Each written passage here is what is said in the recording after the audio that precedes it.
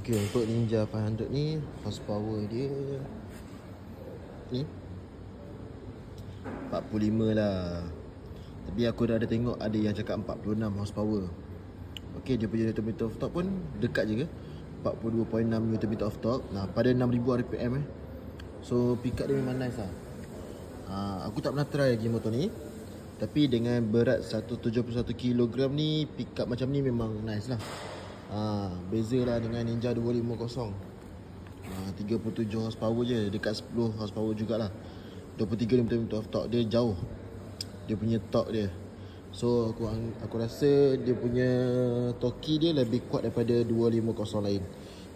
Memang, tapi basically daripada semua 250 dia pun boleh menang lah.